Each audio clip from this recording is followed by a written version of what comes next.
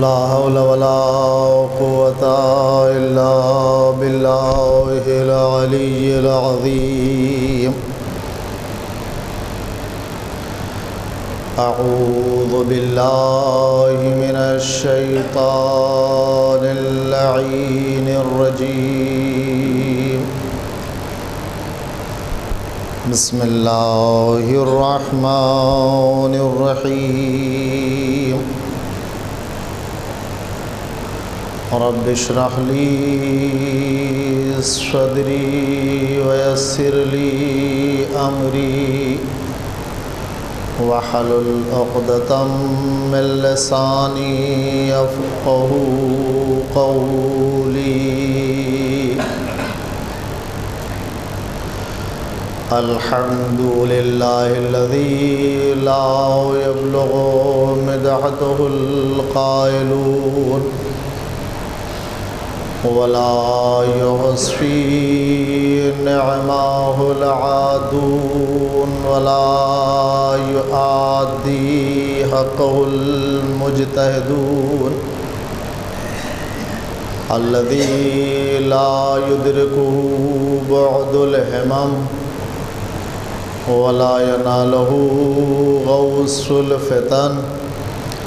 الذي ليس لصفته حد محدود ولا نعت موجود ولا وقت معدود ولا أجل ممدود. فطر الخلائق بقدرته ونشر الرياح برحمته. الصلاة والسلام على رسوله الكريم خير المبشرين والمنذرين والشفيع المذنبين المخاطب بطه وياسين. نبي المبيض والرسول المسدد والمصطفى الأمجد أبي القاسم محمد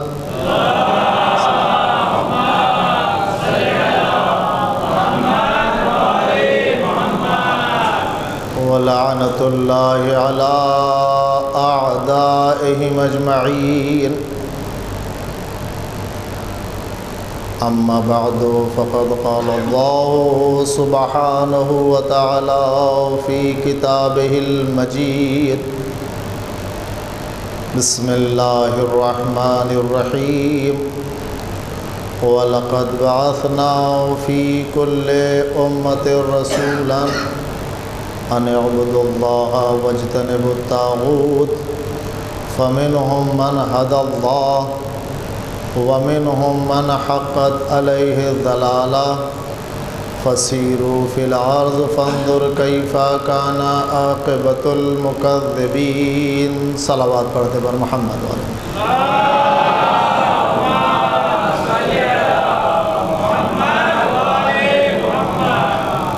محترم محبان آل محمد، عاشقان سید الشہداء، ہم نے جس آیت کریمہ کی تلاوت کی ہے یہ سورہ نحل کی 36ویں آیت ہے 36، جس میں باری تعالیٰ نے اپنے بندوں کو مخاطب کر کے اس بات سے مطمئن کر دیا کہ تمہیں دنیا میں جو ہم نے بھیجا ہے اس سے پہلے تمہاری ہدایت کا، تمہاری رہنمائی کا انتظام کیا تاکہ وہاں پہنچنے کے بعد تم یہ نہ کہہ سکو. ایک صلوات پڑھیں محمد والے.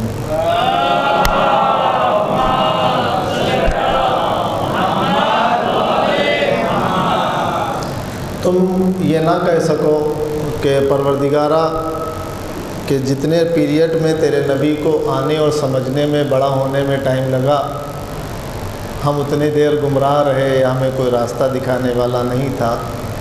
یا بندہ یہ بھی کہہ سکتا تھا پروردگار جتنے دن تیرے نبی کو پڑھائی کرنے میں لگے اتنے دن مجھے راستہ کون دکھاتا؟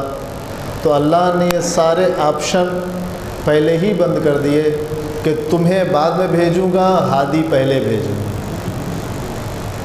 تعلیم حاصل کرنے کی ضرورت تم کو پڑے گی، وہ تعلیم دے گا۔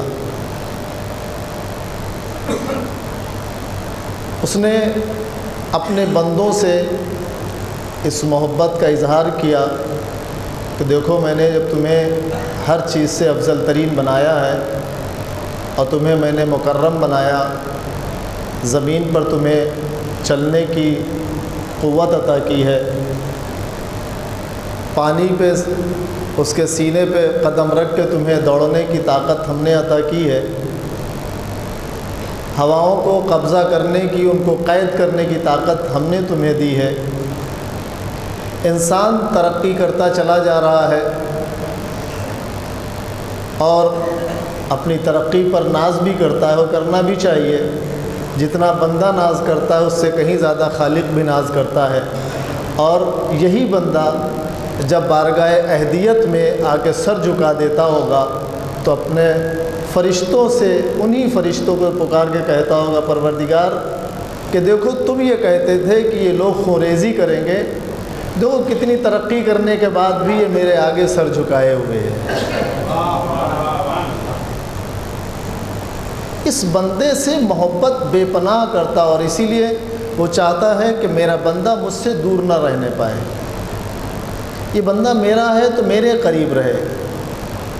نوجوان جو دیر میں آتے ہیں یا تو پہلے آیا کریں اور آگے آ کے بیٹھا کریں۔ میں نے بار بار دیکھا لوگ کونا پکڑتے ہیں، اندر آئیے، صلوات پڑھیے محمد والے محمد۔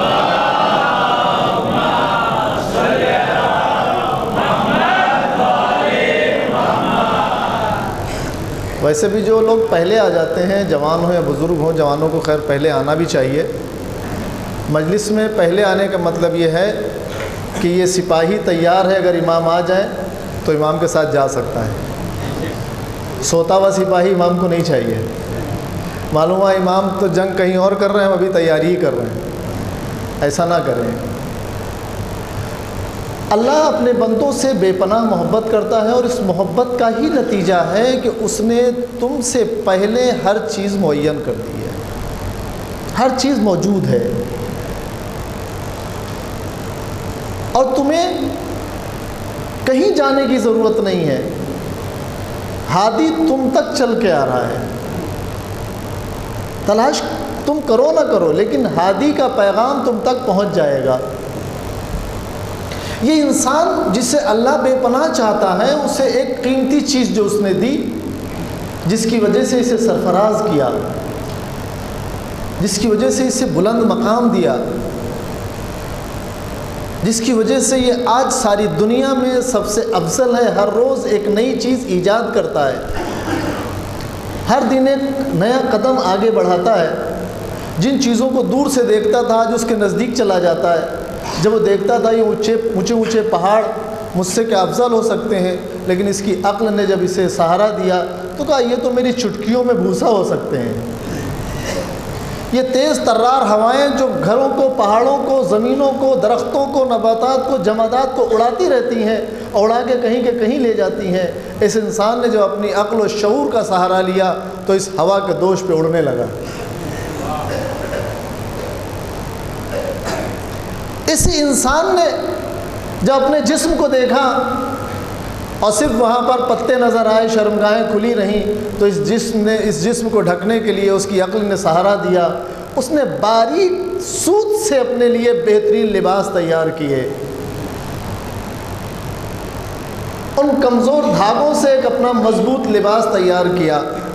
یہ انسان جو سورج کو دور سے دیکھ کے صرف اس کی روشنی کا مزہ لیتا تھا، لیکن یہی انسان نے اور اس کی عقل نے اس کا سہارا دینا، جب اس نے اپنی عقل کا استعمال کیا تو یہ سورج کی روشنی کو قید کر کے سولر کے سسٹم میں اس نے اس کے بعد بھی اس سے اجالا حاصل کیا۔ یہ ساری چیزیں جو بندہ کرتا چلا جا رہا ہے وہی بندہ کر سکتا ہے جس کے بیک میں کوئی اس کا مددگار ہو۔ مثلا اگر آپ کوئی کاروبار کرنا چاہتے ہیں اور کاروبار میں ترقی زیادہ کرنا چاہتے ہیں، تو کس چیز کی ضرورت ہے؟ کہا بھائی اس زمانے میں الگ الگ زمانہ رہا ہے، مالدار بننے کا یہ زمانہ پیسے کیش کا ہے۔ جس کے پاس پیسہ زیادہ ہے وہ اپنی کمپنی کو بہت بڑھا سکتا ہے۔ جب وہ کمپنی بڑھتی چلی جاتی ہے، 1 سے 2، 2 سے 3، 3 سے 4، 4 سے 5 ہوتی چلی جاتی ہیں، لوگ یہ کہتے ہیں اس کا بیک گراؤنڈ بڑا مضبوط ہے۔ یہ جو تم آج کر رہے ہو، خط سے موبائل پر آ گئے، موبائل سے نیٹ پر آ گئے، اب کسی چیز کی ضرورت نہیں رہی ہے، تم آواز کرتے پہنچ جاتی ہے، تم تصویریں بھیجتے ہو فوراً ہی پہنچتی ہیں، ساری چیزیں جو تم کر رہے ہو اس لیے کہ تمہارا بیک گراؤنڈ مضبوط ہے۔ اس بیک گراؤنڈ میں تمہارا ڈائریکٹ تمہارا خدا ہے جو تمہارے بیک گراؤنڈ کو سنبھالے ہوئے ہے، اس عقل کو جو سہارا دیے ہوئے ہے تمہارے پاس۔ اس عقل کے بعد، ایسا دیکھنے کے بعد، سمجھنے کے بعد انسان جب وہ کام کرتا ہے تو پھر اسے وہ معاف نہیں کرتا ہے۔ اس نے 2 چیزیں بنائی ضرور ہیں، لیکن ایک چیز خاص بنائی ہے کہ جس سے لیے کہا یہ تمہارے لیے، یہاں تم مجبوراً جاؤ گے، تم جاؤ گے، ہم یہاں بھیجنا چاہتے ہیں، تم یہاں جانا چاہتے ہو۔ جو 2 چیزیں بنی ہیں آپ کے ذہن میں آئی گئی ہیں، ایک جنت اور ایک جہنم۔ خدا جنت میں بھیجنا چاہتا ہے، اگر جہنم جاؤ گے تم اپنے لیے جاؤ گے، اپنے کام سے جاؤ گے، تم جا رہے ہو، ہم بھیجنا نہیں چاہتے۔ ہم نے تمہارے لیے نعمتیں جمع کی ہیں، دنیا میں تمہیں بھیجا تمہارے لیے نعمتیں ہیں۔ اس انسان کو عقل سے ایسا سرفراز کیا کہ ہر چیز سے بلند کر دیا۔ اور یہ انسان جب اس کے سامنے قرآن پڑھا جاتا ہے تو چرند پرند سننے آ جاتے ہیں، اور یہ انسان بھاگتا ہے۔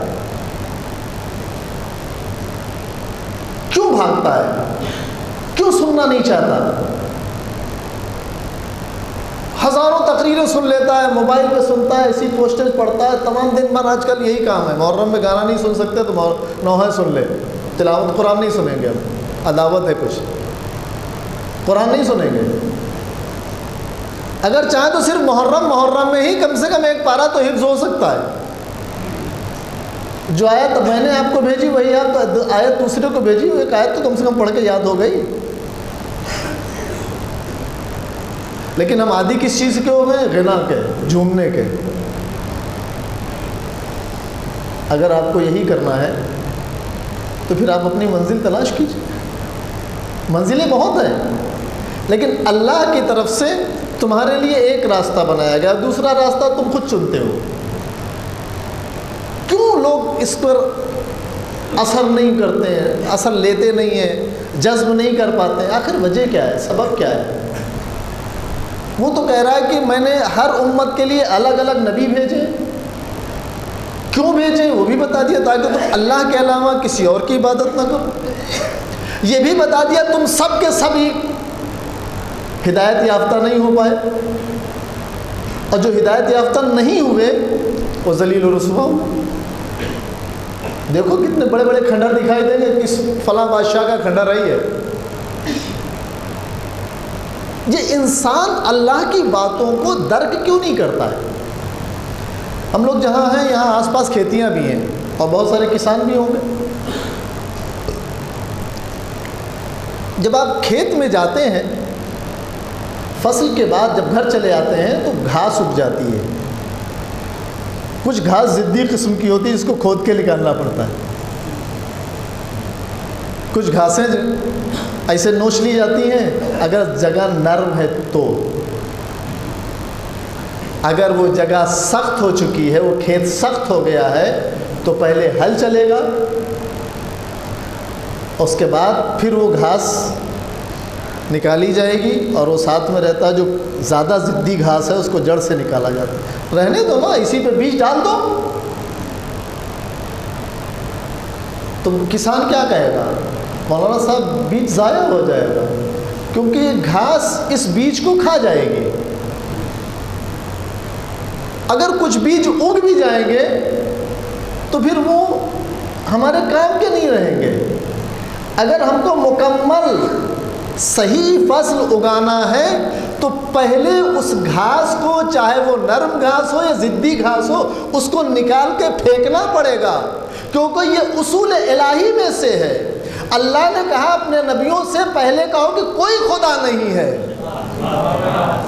پہلے اس گھاس کو نکالو، اس کچرے کو نکال کے پھینکو، اس کے بعد پھر کہو کہ اللہ ایک ہے۔ اب اگر اس زمانے میں تم بھی یہ چاہتے ہو کہ اس دل میں جس علی کا، جس اہل بیت کا کلمہ پڑھتے ہو، جن کا انتظار کر رہے ہو، اس میں وہی رہے، تو پہلے اس میں سے کچرا نکالو، اب وہ چاہے جس چیز کا کچرا ہو، چاہے وہ ضدی گھاس جیسی ہو یا ابھی ابھی اگی ہو۔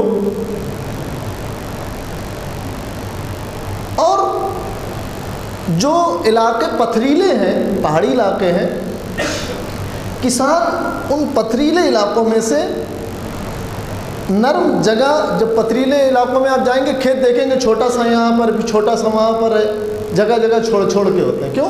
بیچ میں پتھر ہے، صرف اتنی جگہ ہے جہاں فصل اگ سکتی ہے۔ ارے ڈائریکٹ بنا دیجیے، کچھ بیج ادھر بھی چلے جائیں گے، کہا نہیں، پتھر پر بیج ڈالنے سے نہیں اگے گا۔ کتنی حدیثیں پڑھی جاتی ہیں، کتنے مولانا صاحب واعظ کرتے ہیں، کتنی نصیحتیں کرتے ہیں، ہم لوگ بچپن سے سنتے چلے آ رہے ہیں، حالات بدلتے نہیں ہیں۔ بدلنا چاہیے نا، جیسا کہ میں نے پہلے ہی دن ایک ایگزامپل دیا تھا، بچہ جب اسکول جاتا ہے تو جاہل جاتا ہے، اس کی واپسی کس امید کے ساتھ ہوتی ہے؟ پڑھا لکھا ہے۔ روز جاتا ہے تو کم پڑھا لکھا ہوتا ہے، پھر زیادہ ہو جاتا ہے، زیادہ ہو جاتا ہے، وہاں جا جا کے پھر یہاں آ کے وہ پڑھ کیوں نہیں رہا ہے؟ اگر کسی بچہ کسی گھر پیدا ہوا ہے، اس کو گروتھ نہیں ہو رہی، کہاں بھاگتا ہے؟ ڈاکٹر صاحب نہ موٹا ہو رہا ہے نہ بڑھ رہا ہے، دیکھو تو کیا ہوا ہے؟ تو میرے عزیز، ہم اپنی روح کو بھی کسی ڈاکٹر کے پاس لے جائیں، یہ روح کچھ قبول کیوں نہیں کر رہی ہے؟ اس میں گروتھ نہیں ہو رہا ہے، اس کی ایکٹیویٹی بڑھ کیوں نہیں رہی ہے؟ ہوتا کیا ہے، آپ کبھی دو چیزیں ایک ساتھ ملتی نہیں ہیں، لیکن کبھی ایسا ہوتا ہے آپ قبرستان جائیے، بہت سارے لوگ سوچتے ہیں نہیں ہاں یہاں یہ ایسا کام کرنا چاہیے، ایسا کرنا چاہیے، فرش اعضاء پر بیٹھتے ہیں کہ نہیں اب ہم تو بالکل ٹھیک ہو جائیں گے، لیکن جب یہاں سے جاتے ہیں کیسا کیا مولانا زیادہ بولیں گے تو نکال باہر کریں گے۔ یہ پرانی عادت ہے پتھر کھانے کی، جلا وطن کرنے کی، ہم لوگوں کی پرانی عادت ہے، انبیاء سے وراثت میں ملی ہے۔ تم نکالتے رہو، ہم پیغام پہنچاتے رہے۔ کتنے نکالو گے؟ ایک نبی قتل کرو گے، اللہ دوسرا بھیج دے گا، وہ بھی وہی بات کہے گا، اس کو قتل کرو گے پھر ایک اور نبی بھیج دے گا، اس کے پاس کمی نہیں ہے، اس نے اتنے سانچے بنا دیے ہیں کہ تم سوچ بھی نہیں سکتے ہو، باپ کو بیٹے سے جدا کر کے رکھا ہے، لیکن اثر کیوں نہیں ہو رہا ہے؟ اب دیکھیے، لیکن فرش اعضاء پر اکثر دیکھا گیا ہے جب مجلس ختم ہوتی ہے تو بڑی باتیں ہوتی ہیں، نوجوان کرتے ہیں نہیں ایسا واقعہ صحیح ہے، وہ فلاں مولانا صاحب آئے تھے، وہ آئے تھے، وہ آئے تھے، سب پہ نام گنا لیتے ہم کو ایسا کرنا چاہیے، اس کے بعد ہوتا نہیں ہے۔ آپ ایک مکسر لیجیے، اس میں پانی بھریے، آدھا پانی اور آدھا آئل، کوئی بھی چکنائی ڈال دیجیے، دونوں مل سکتے ہیں، لیکن جب تک وہ مکسر چلتا رہے گا دونوں ملے رہیں گے، تیل پانی سے جدا نہیں ہوگا، پانی تیل سے جدا نہیں ہوگا، جب تک وہ مکسر چلتا رہے گا، لیکن جیسے ہی مکسر رک جائے گا تیل الگ ہو جائے گا، آئل الگ ہو جائے گا، پانی الگ ہو جائے گا۔ بس سمجھ لو جب تک تم اہل بیت کے مکسر میں موجود رہو گے یہ دنیا کا آئل تم پر اثر نہیں کرے گا، لیکن جیسے یہاں سے نکلو گے پھر وہ اثر کر جائے گا، یہ الگ ہو جائیں گے، وہ الگ ہے۔ اسی لیے تو دیکھیے ہماری کہاوت الگ ہے، یعنی ہماری زبانیں الگ ہیں، ہمارے فعل الگ ہیں۔ ہم کہتے ہیں ہم تو اہل بیت کے نام پر جان دیتے ہیں، اور یقین ہے کوئی مسلمان اہل بیت کی شان میں گستاخی نہیں کرتا زبان سے، عمل سے میں ایک ایگزامپل دے دوں، کرتا ہے کہ نہیں کرتا وہ فیصلہ آپ کے حوالے ہے۔ مثلاً آپ میرے گھر تشریف لائیں اور بیٹھے، میں اہلیہ سے کہوں بھائی اتنی دور سے مہمان آئے ہیں، ذرا کچھ چائے پانی کا بندوبست کرو۔ اہلیہ نے اپنی پرس اٹھائی، اس دروازے سے نکلی، اس دروازے سے چلی گئی۔ بیٹا آیا، میرا بیٹا دیکھو انکل بڑی دور سے آئے ہیں، ان کو ذرا کچھ پانی وانی لاؤ۔ وہ بھی اس دروازے سے گھسا، اس دروازے سے نکل گیا۔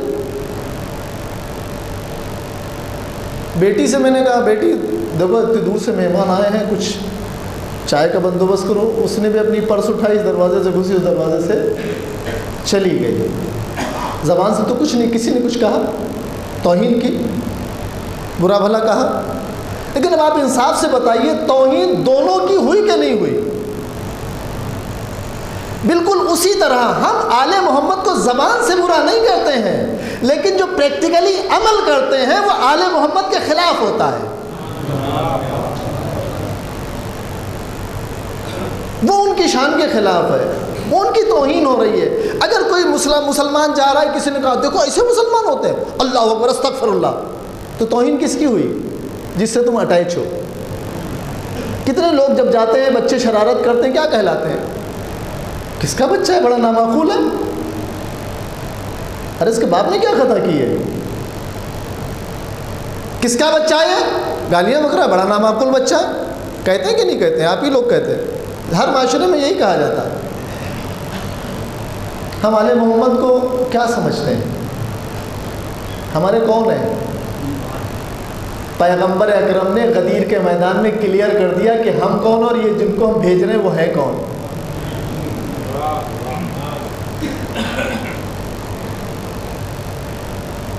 باپ ہے کہ نہیں ہے؟ اب اگر تم کوئی ایسا کام کرو گے تو انگلی کہاں اٹھے گی؟ علی والے ایسے ہوتے، ایسے ہوتے، بس یہ جملہ جو ہے اگر وہ سامنے ہو باپ تو کیا حالت ہوگی؟ اگر کوئی بیٹا پڑھ لکھ کے بہت اچھا آیا اور معاشرے میں برائیاں کرنے لگے اور یہ مجمع میں لوگ اس کے بیٹے کی شکایت کریں، اس باپ کا سر اس مجمع میں جھکے گا کہ اٹھے گا؟ جواب آپ کو دینا ہے۔ سر جھکا کے کھڑا رہے گا، اس کی اس کی سب کی سنے گا، ہر آدمی اپنی اپنی لینگویج میں کچھ نہ کچھ کہہ کے چلا جائے گا، وہ سر جھکائے کھڑا رہے گا۔ آخر میں جب وہ برداشت نہیں ہوگا تو ایک ہی بات کہے گا، میں نے اسے آنکھ کر دیا، اب اس کی بات مجھ سے نہیں کرنا۔ تو ایسا نہ ہو کہ جس امام کا ہم انتظار کر رہے ہیں جب وہ آ جائے، جب وہ آ جائے تو ہم اس کے قریب جانے لائق بھی نہ رہیں، اور اس باپ کی طرح وہ بھی کہہ دے۔ اچھا، ہر آدمی خود، خاص طور پر ہمارا معاشرہ ہر روز جہاں جہاں جاتے ہیں، پڑھنا بھی چاہیے، مولا جلدی آ جائیے، مولا جلدی آ جائیے۔ کسی کام کو انجام دینے کے لیے، مثلاً اگر آپ کو ڈاکٹر بننا ہے تو کتنے سال پہلے سے محنت کرنا پڑے گی؟ اگر 25 سال میں ڈاکٹر بننا ہے تو 20 سال پہلے، 5 سال چھوڑ دیجئے اس کے بچپن کے، 5 سال میں ایڈمیشن ہو جاتا ہے، 20 سال پڑھ کے وہ 20-22 سال میں ڈاکٹر بن جائے گا۔ 20 سال پہلے سے کون محنت کرے گا؟ اس کے گارجین، سرپرست، ماں باپ۔ ان ماں باپ میں سے اگر محنت کرنے والے ہیں تو مثلا یہاں سے اسکول کی دوری آدھے گھنٹے کی ہے،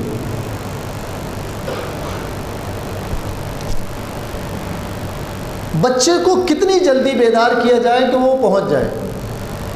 تو آپ کہیں گے بھائی 1 گھنٹہ پہلے تو اسے اٹھانا پڑے گا، بیدار کرنا پڑے گا، تیار کرنا پڑے گا، فریش ہوگا، تیار ہوگا، یونیفارم پہنے گا، بیگ چیک کرے گا، آدھا گھنٹہ جانے میں لگے گا، اسے آدھے گھنٹے پہلے سے اور تھوڑا پہلے گھر سے نکلے تاکہ ٹائم پر پہنچ جائے۔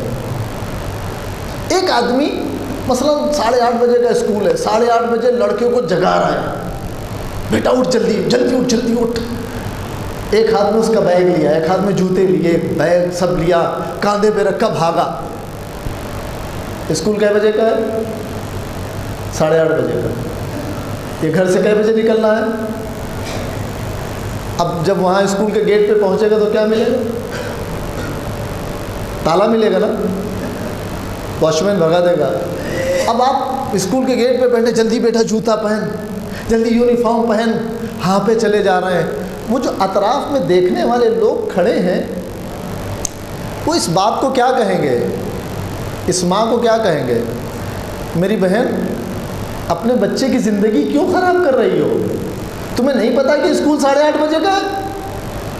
تم 8:30 بجے سو کے اٹھو گی, کیوں اس کی زندگی خراب کی ہو؟ سوال ہوگا کہ نہیں ہوگا؟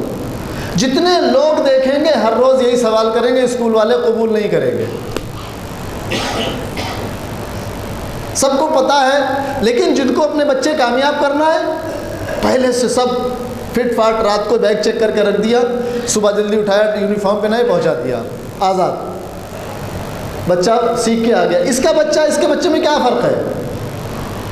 دوڑ کے یہ بھی جا رہا ہے, لیکن یہ اپنے بچے کا وقت خراب کر رہا ہے. جتنے لوگ دیکھ رہے ہیں, حتیٰ کہ وہ واچ مین جو کم پڑھا لکھا ہی نہیں ہے, وہ بھی ان کو رائے دے رہا ہے, میرے بھائی اس بچے کی زندگی خراب مت کرو, اس کو اگر اچھا بنانا ہے تو خود پہلے جلدی اٹھو, یہاں ٹائم پر لے کے آؤ, بیکار ہے تمہارا سب, کچھ نہیں سیکھ سکے گا. یہ کرتے کرتے 14 سال گزار دیے اس نے. 14 سال میں اس کا بچہ کچھ پڑھ پایا؟ اسکول کے اندر جا ہی نہیں پایا. لیکن 14 سال جن کے بچے اسکول اندر گئے, پڑھ کے باہر آئے, اب وہ جو کوئی ڈاکٹر بن کے باہر نکلا, کوئی انجینئر بن کے باہر نکلا. اب اگر یہ چیز ذہن میں اگر رہے آپ کے, تو اب امام کا ہم انتظار کر رہے ہیں, امام کی فوج میں ہمیں بننا کیا ہے؟ فوجی بننا ہے تو اس فوجی کو کتنے پہلے سے فوج کی ٹریننگ لینا چاہیے, اور امام کو کیسا فوجی چاہیے؟ امام کی فوج میں وزیر بننا ہے تو اس وزیر بننے کے لیے پہلے سے کیسی ٹریننگ لینا چاہیے؟ اس کا کوئی آئیڈیل تو ہوگا, کوئی تو آئیڈیل چھوڑا ہوگا. امام کا خاص مشیر بننا ہے تو کب سے وہ ٹریننگ کرے, تو کوئی آئیڈیل بنا کے تو کوئی ٹریننگ کرے گا کیا؟ سب اسلام نے پہلے بتا دیا ہے. پیغمبر کے قریب کون تھے جن کو پیغمبر اکرم نے کہا میرے اہل بیت میں سے ہیں؟ اگر امام زمانہ علیہ السلام کے وزیر بننا ہے تو سلمان کو آئیڈیل بنا لو. اگر امام زمانہ علیہ السلام کی فوج میں کمانڈر بننا ہے تو مالک اشتر کو اپنا آئیڈیل بنا لو. اگر فوجی بننا ہے تو ابراہیم ابن مالک اشتر کو آئیڈیل بنا لو. امام آ جائیے آ جائیے آ جائیے, امام آ گئے تو داڑھی نہیں اگا پاؤ گے, یہ حرام لباس پاک نہیں ہو پائے گا, یہ حرام کے ساتھ جو جسم چلی گئی ہے خون کے اندر, وہ امام سے جنگ کرنے کے لیے کھڑا کرے گی تمہیں. کوئی بھی کسی کمپنی میں ہم انسان جاتا تو پہلے سے ٹریننگ لیتا ہے, اور امام کو انٹرینڈ لوگ چاہیے. امام نے ہاتھ دے دی, تلوار لو چلاؤ, دیکھ کے بھاگ جائیں گے. اب تلوار چلانی ہے کہ کیا کرنا کیا ہے؟ اب مولانا صاحب نے تو کہہ دیا فوجی تیار ہو جاؤ, یہاں آپ کو لڑنے نہیں جانا ہے. اگر اس دور میں دیکھنا ہے کہ واقعاً امام کی نصرت کے لیے لوگ کیسے تیار ہوتے ہیں, تو آپ کو لبنان جا کے دیکھنا پڑے گا حزب اللہ کے نوجوانوں نے کس طرح تیاری کی ہے, اور آج دشمن کو جواب دے رہے ہیں. جب دشمن نے کہا کہ ہم امام زمانہ سے تمہارے لڑ لیں گے تو انہوں نے کھڑے ہو کے جواب دیا ہم سے لڑو پہلے.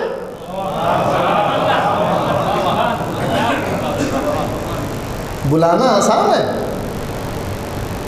لیکن آ گئے تو ساتھ رہنا آسان نہیں ہے.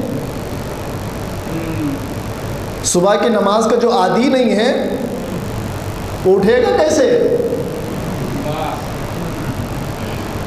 جو مولانا کی سننے کا عادی نہیں ہے تو مولا کی کیسے سنے گا؟ وہ تو سنانے کا عادی ہے، مولا کو جا کے رائے دے گا ایسا کریے چلیے۔ آج کے لوگ اگر واقعاً کربلا کے میدان میں ہوتے تو معلوم کیا کہتے ہیں؟ ارے مولا کاہے کے لیے جا رہے ہیں، چلیے کوئی پراپرٹی لے لیتے ہیں، ایجوکیشن پہ کام کریں گے۔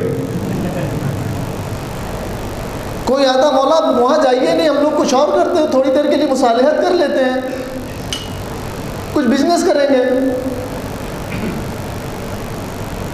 یہی رائے ہوتی۔ لیکن وہ فداکار ایسے تھے، کیسے کیسے اگزامپل دینا آسان ہے لیکن واقعاً ویسا بننا ایسا نہیں کہ یہ صرف معصوم کام کر سکتے ہیں، لیکن اگر تم معصوم کی پیروی کر لو گے تو معصوم تمہیں اپنے دل میں جگہ دے گا، اپنے گھر میں جگہ دے گا۔ ایک ایسا چاہنے والا جو جنگ کے میدان میں ہے، جنگ صفین، مولا کے ساتھ آئے بہت سارے لوگ تھے، چاہنے والے بہت سارے لوگ تھے، اس میں کچھ چاہنے والے ایسے نادان تھے کہ دشمن کی چال کے غلبے میں آ کے اپنے امام پہ تلواریں نکال لی،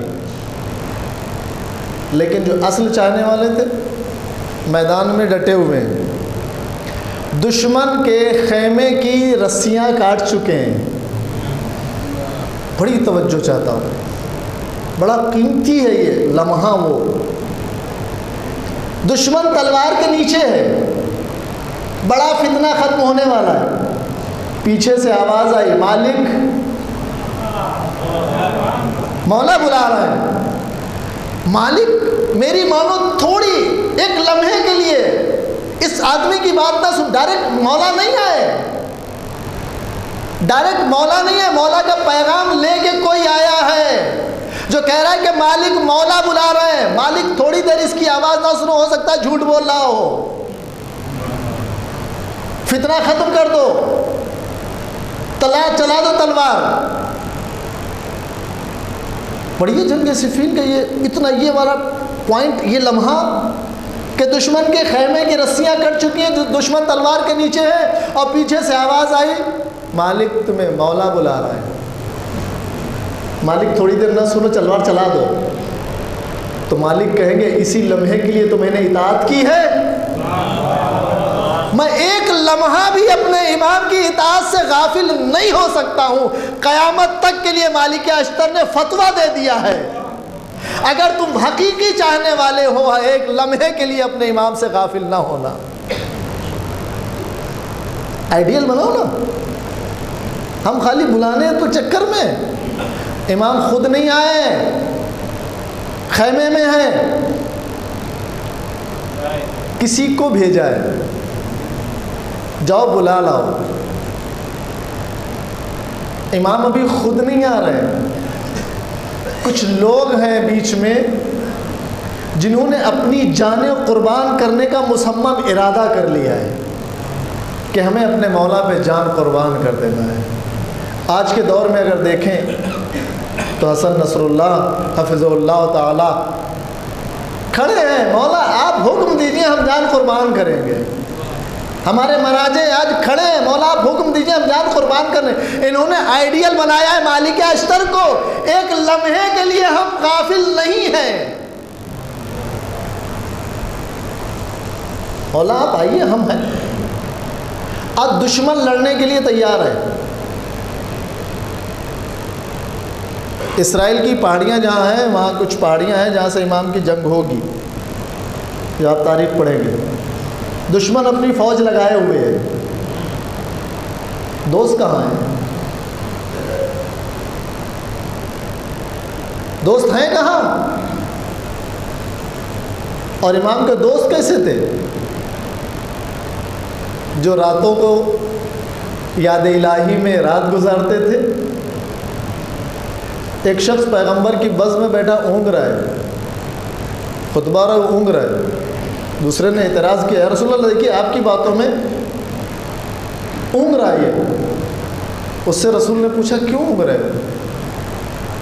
کیا ہے رسول اللہ، رات بھر خوف خدا میں جاگتا رہتا ہوں اور عبادت الہی کرتا ہوں۔ ہے کوئی کہ نماز شب کے لیے جب ساری دنیا اللہ کی عمومی ملاقات کر کے پڑھ کے سو چکی ہے کوئی جو خصوصی ملاقات کے لیے مصلی پہ کھڑا ہو؟ انسان اپنے نفس کا بندہ جلدی بنتا ہے، اللہ کا بندہ بننا ہے نا، میں آسان فارمولہ بتا دیتا ہوں، بہت آسان فارمولہ ہے۔ اگر اپنے نفس کے بندے بننا ہے تو جن کو جانتے ہو ان کی ہیلپ کرو، اپنے نفس کے بندے رہو گے، اللہ کے بندے نہیں، اپنے نفس کے بندے رہو گے، اپنے نفس کے غلام رہو گے۔ جب بھی وہ سامنے آئے گا تمہاری نظریں اس کی نظریں مل نہیں پائے گا، نظریں جھکائے گا اور تم اکڑ کے کھڑے ہوگے کہ سلام کیوں نہیں کیا۔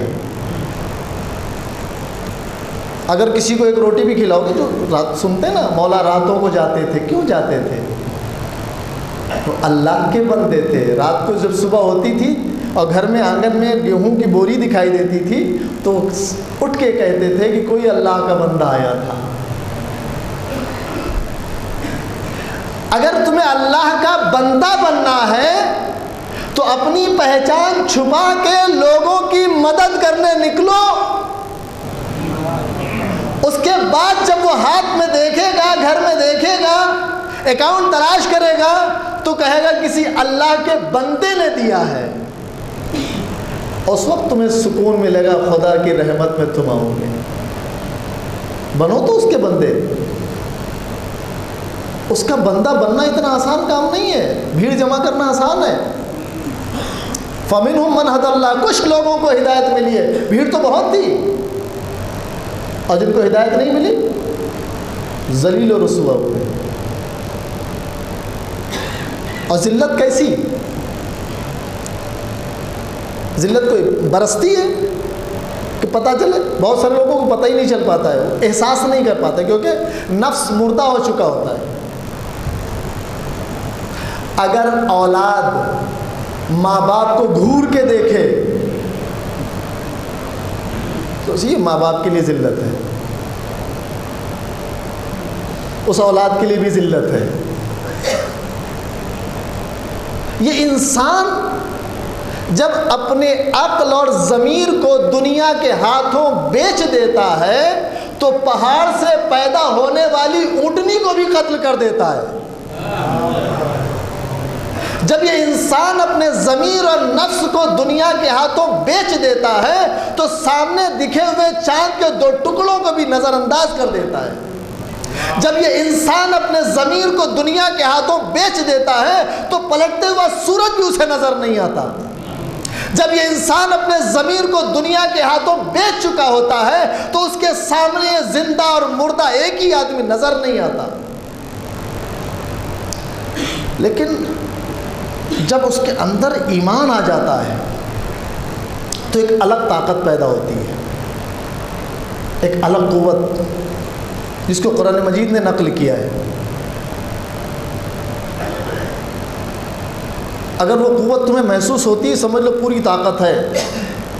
آج ایمان کی قوت تو کم ہے، فسادات کی قوت زیادہ ہے۔ میں اس کو فالو نہیں کرتا ہوں، اس کو کرتا ہوں، اس کی نہیں مانتا ہوں، اس کی مانتا ہوں، اس کی نہیں سنتا ہوں، اس کی سنتا ہوں، وہ کون ہوتا ہے، یہ کون ہوتا ہے، یہی ہے نا۔ ارے کون کون سے مولانا کی بات سنیں، کس کی سنیں گے، ان کی سنیں، وہ کچھ اور بول گئے تو یہ کچھ اور بول گئے۔ آپ کا مقصد کیا ہے؟ میں پھر آپ کو اسکول لے چلوں؟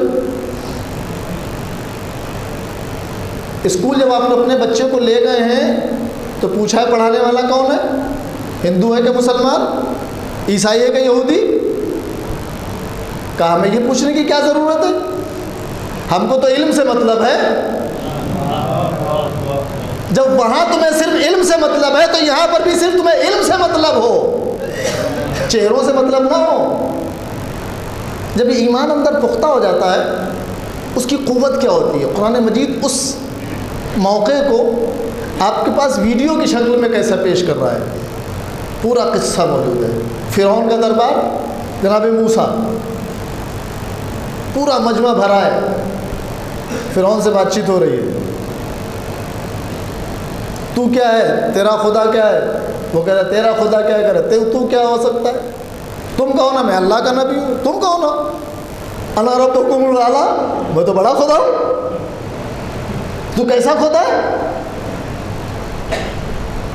کہا دیکھو میرے پاس سلطنت ہے، طاقت ہے، قوت ہے، بہت ساری بحثیں آپ کے ذہن میں ہیں، مجھے پوری بحث نہیں بہنا ہے۔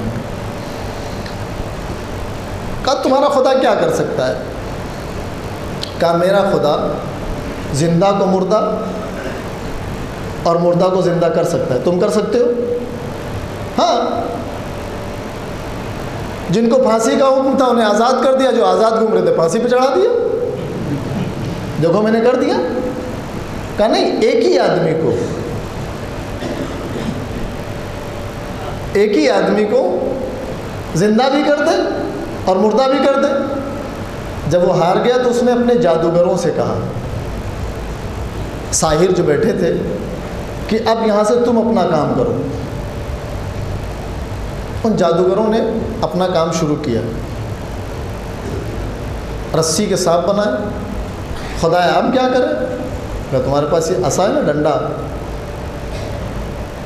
زمین پہ ڈالو۔ جب انسان یعنی کوئی ہنر جب جانتا ہے تو وہ دوسرے کے ہنر کو پہچانتا ہے۔ یہ دھیان رہے، اگر مثال کے طور پر مائک خراب ہو جائے اور ایک آدمی مائک ٹھیک کر رہا ہے اور اسے کچھ مسٹیک اور دوسرا آدمی اس کے ہنر کو جانتا ہے کہ رکو یہ ایسے ٹھیک ہوگا، وہ ہنر جب جانتا ہے وہی بول سکتا ہے بیچ میں۔ ادھر رسیوں کے ساتھ جب بنے تو یہ عصا سانپ نہیں اژدہا بن گیا، سب آ جاؤ۔ وہ لوگ ہنر مند تھے، انہوں نے پہچان لیا کہ ہمارا ہنر ہے اور اس کی حقیقت ہے۔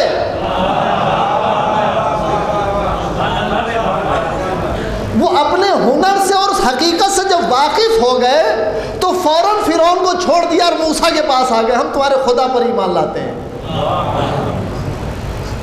اب جو آگے کا ویڈیو ہے وہ بڑا خطرناک ہے، اس کو ہم اپنی زندگی میں لے آئیں۔ اب فرعون مخاطبت، تم لوگ جانتے ہو کیا کر رہے ہو؟ یہ ابھی تک کیا تھے؟ فرعون کے غلام۔ کھڑے ہو جاؤ تو کھڑے ہو گئے، بیٹھ جاؤ تو بیٹھ گئے۔ کائے کا خوف تھا، نہیں مانیں گے تو گھر اجاڑ دیا جائے گا، بیوی بچے قتل کر دیے جائیں گے۔ اب کیا ہو گیا؟ اب فرعون مخاطب ہے، تم لوگ کیا کر رہے جانتے ہو؟ تمہارے گھر جلا دیے جائیں گے، جلا دو۔ بچے قتل کر دیے جائیں گے، قتل کر دو۔ ارے کل تک تو ڈر رہا تھا، آج کیوں نہیں ڈر رہا ہے؟ اسے پوچھو، کہا کل تک میرے پاس ایمان نہیں تھا اس لیے فرعون سے ڈر رہا تھا، آج ایمان کی دولت آ گئی تو میں کسی فرعون سے نہیں ڈروں گا۔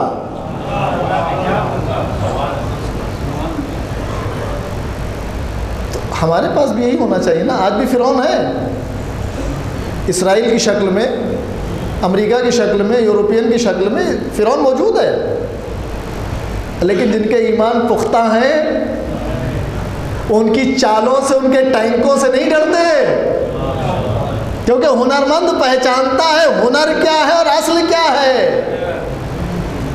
ایک حزب شیطانی ہے، ایک حزب الہی ہے۔ حزب شیطانی چمک دھمک دکھا کے ڈرانا چاہتا ہے، لیکن جو حزب الہی ہے وہ حقیقت سے واقف ہے۔ یہ عصا حقیقت میں سانپ اژدہا بنا ہے۔ خوف ختم ہو گیا۔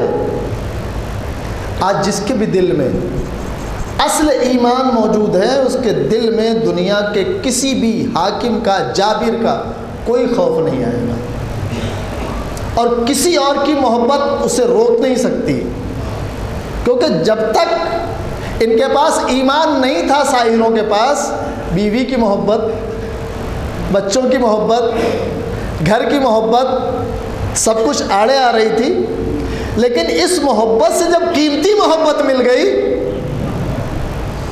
تو یہ ساری محبتیں چھوڑ دی ہیں۔ وہی زمانہ ساحروں کا زمانہ آج بھی ہے۔ تمہارے پاس جادو کی شکل میں کتنے میسج آتے ہیں،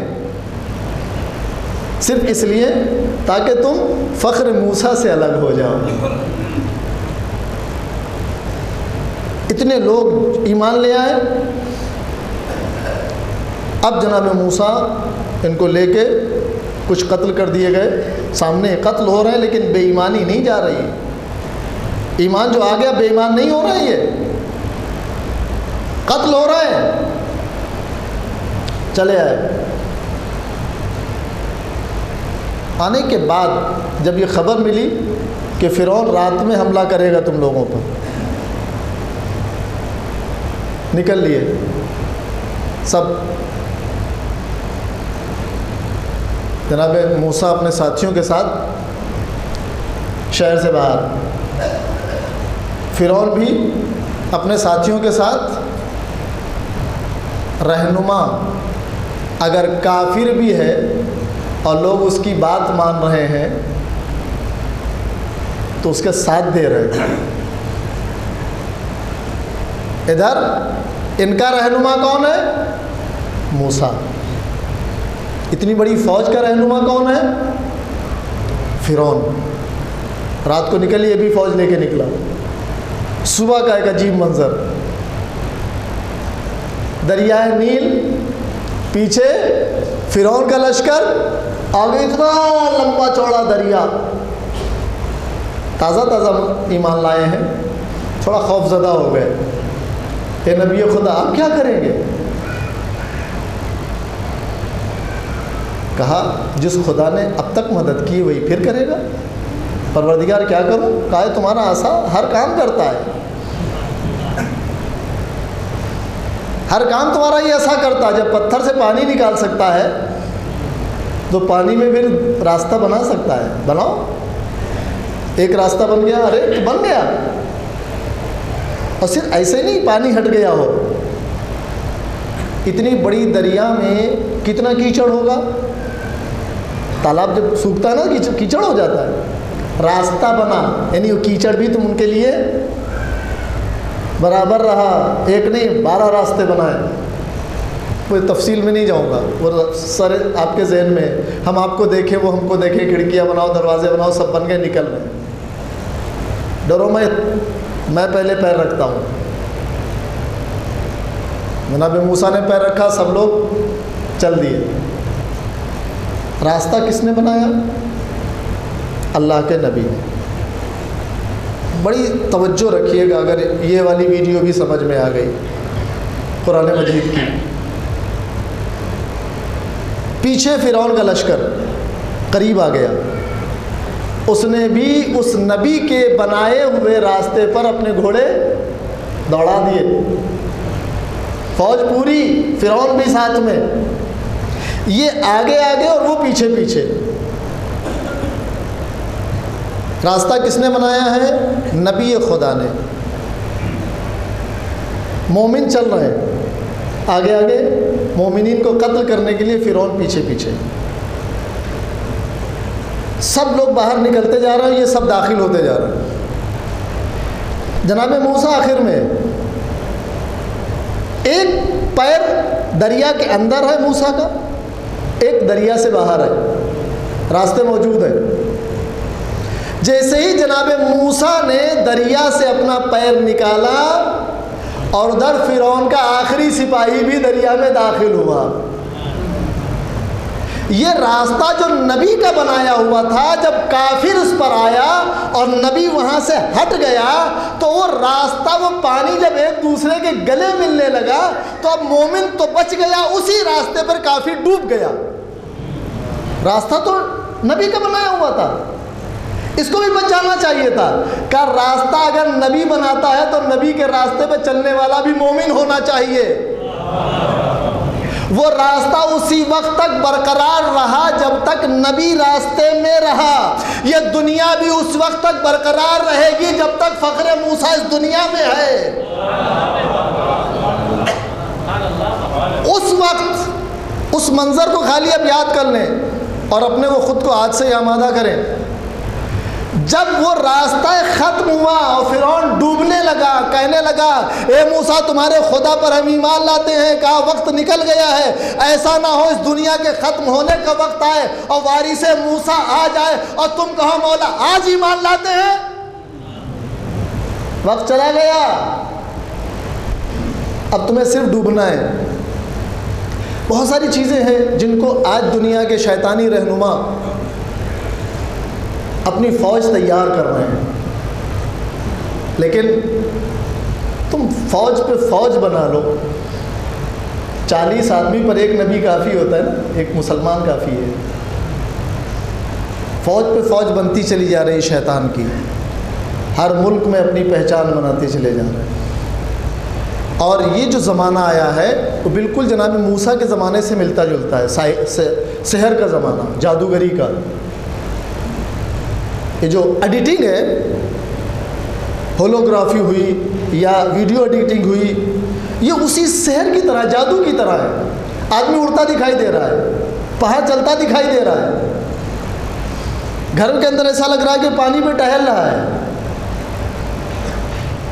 تو جب یہ سحر کی طرح ہو جائے گا تو پھر تمہیں اپنے ایمان کیسے بچاؤ گے؟ وہ تو اپنا آدمی اڑتا دکھائی دے رہا ہے نا، ٹی وی پہ دکھائی دے رہا ہے نا، انسان اڑ رہا ہے، پانی پہ چل رہا ہے، ہوا کو قبضے میں کیے۔ شیطانی رہنما اپنی اتنی کوشش کر رہے ہیں۔ آپ یہ دیکھیے، اتنا ٹیکنالوجی میں فاسٹ ملک امریکہ، جب وہ فلمیں بناتا ہے تو شیطانوں پر بناتا ہے، جادوگری پر بناتا ہے۔ یہ کیوں ایسا کر رہا ہے؟ صرف اس لیے تاکہ ہم شیطان کے مرید رہیں۔ یہ وہی چیزیں ہیں، اسی طرح ہیں۔ لیکن ہم کو بھی جیسے ان کو موسیٰ مل گیا تھا تو ہمارے پاس فخر موسیٰ ہے،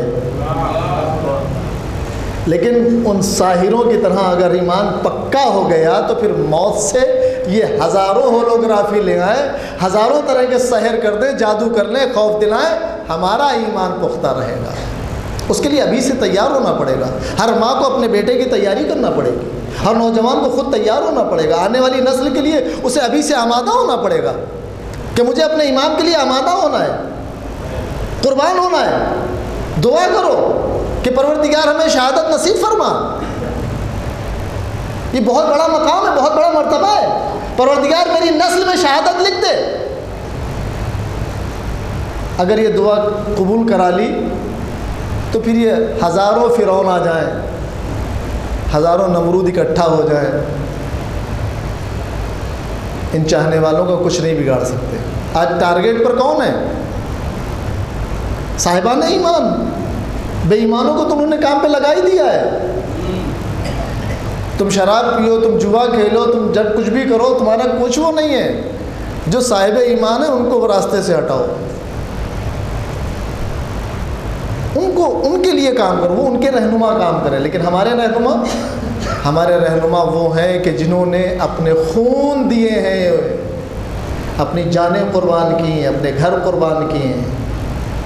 ائمہ کی سیرت پر چلنے والے تمام ایسے مراجع گزرے ہیں، شاہ کے زمانے میں، صدام کے زمانے میں، جن کو سر راہ قتل کیا گیا، جن کے گھر کو سر راہ لوٹا گیا۔ کیوں کیا ان لوگوں نے؟ تھوڑی دیر مصالحت کر لیتے نہیں۔ ان کے پاس اسی طرح پختہ ایمان ہے کہ جانے تو قربان کر سکتے ہیں ہم۔ یہ ہمارے رہنما ہیں، اور ان کے رہنما کیا ہیں؟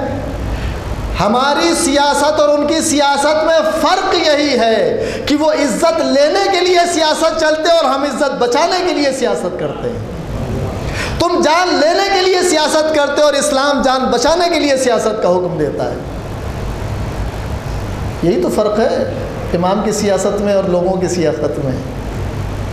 لوگ لوٹ کے سیاست کرتے تھے، یہ قربان کر کے سیاست کرتے ہیں۔ رہنمائی بہت اصل ہے۔ جس قوم کے پاس رہنما نہیں ہوتا قوم بکھر جاتی ہے۔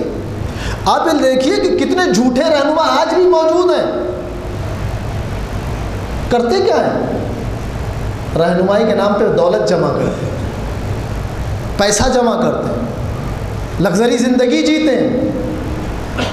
لیکن جو حقیقی رہنما ہوتا ہے روٹی ایسے کھاتا ہے جو گھٹنے سے توڑنا پڑے۔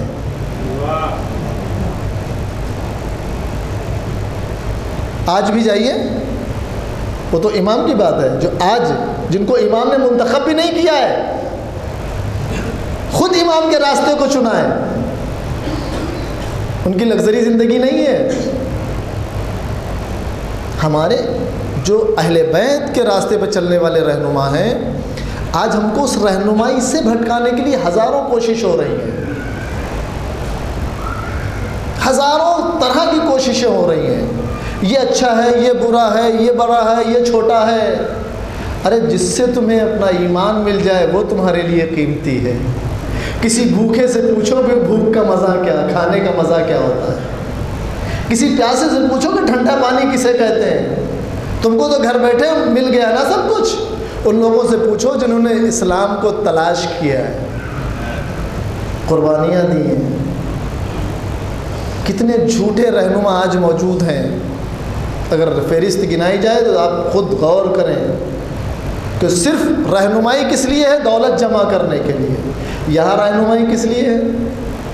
دولت لٹانے کے لیے.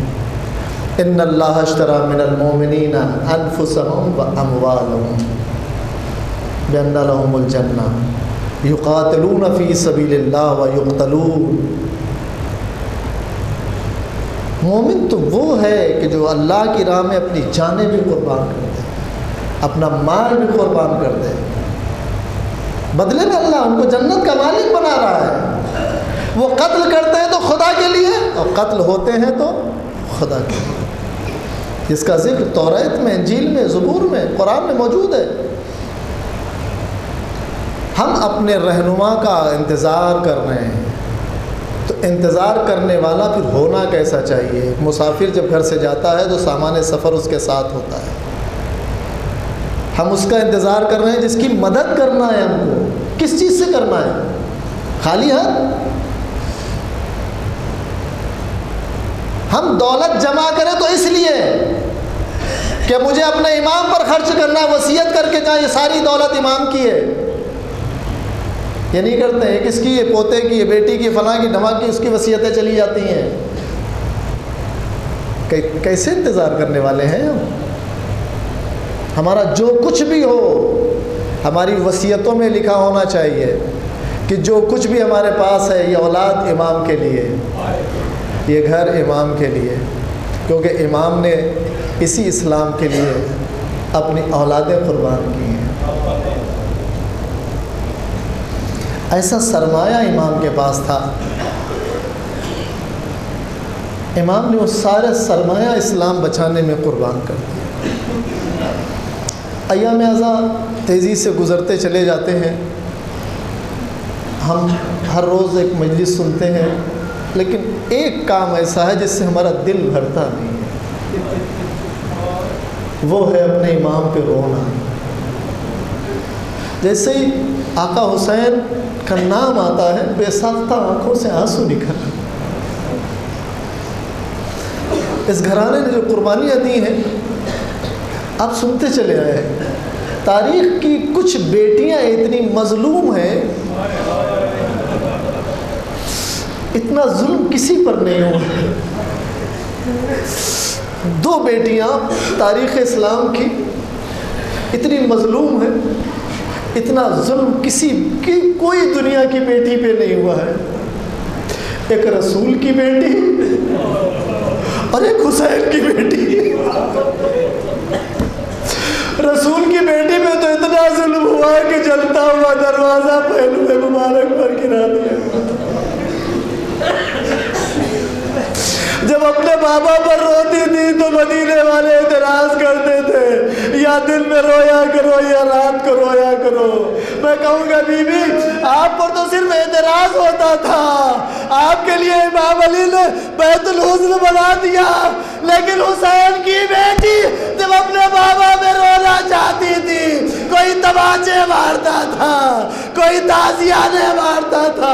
اتنے تماچے لگے، اتنے تازیانے لگائے گئے. جب غسالہ غسل دے رہی تھی تو امام سجاد سے پوچھتی ہے، مولا کیا بچی کو کوئی بیماری تھی؟ امام طرف کے کہتے ہیں تو نے ایسا سوال کیوں کیا ہے؟ کہا اس کے رخسار نیلے ہیں، اس کا سے لباس بدن میں چپکا ہوا ہے. کہا اے غسالہ میں تیری بہن نے اتنے تماچے کھائے ہیں، اتنے تازیانے کھائے ہیں کہ جسم میں لباس چپکا ہوا ہے۔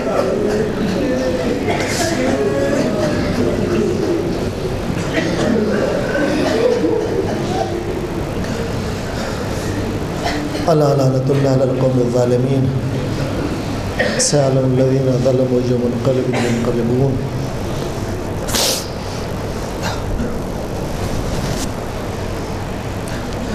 الہی بحق الزہرا ابیہا و بعلہا و بنیہا، پروردگار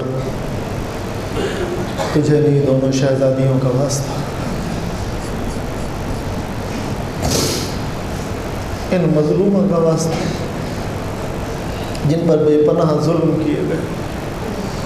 محبان علی محمد جہاں جہاں ہیں خصوصاً حاضرین پر اپنی رحمتیں، برکتیں، نعمتیں، مغفرتیں نازل فرما، سب کی جان، مال، عزت، آبرو کی حفاظت فرما۔ خدا تیری بارگاہ میں خاص دعا یہ ہے، مظلومہ کا واسطہ ہم سب کو دین اسلام پہ سختی سے چلنے کی توفیق عنایت فرما، ہم سب کو کربلا والوں کے راستے پہ چلنے کی توفیق عنایت فرما، ہمارے مرحومین کے گناہ صغیرہ و کبیرہ کو معاف فرما۔ یہاں جو تیری بارگاہ میں پھیلے ان کو کسی کا محتاج قرار نہ فرما۔ خدایا ہماری اس عزاداری کو قبول فرما۔ دشمنان اسلام، دشمنان عزاداری، دشمنان انسانیت، داعش، القاعدہ، امریکہ، اسرائیل کو نیست و نابود فرما۔ پرچم اسلام کو سر بلند فرما، علماء اور مراجع کی حفاظت فرما، امام زمانہ علیہ السلام کو ظہور میں تعجیل فرما، ہم سب کو ان کے ناصر و مددگار میں شمار فرما۔ ماتم حسین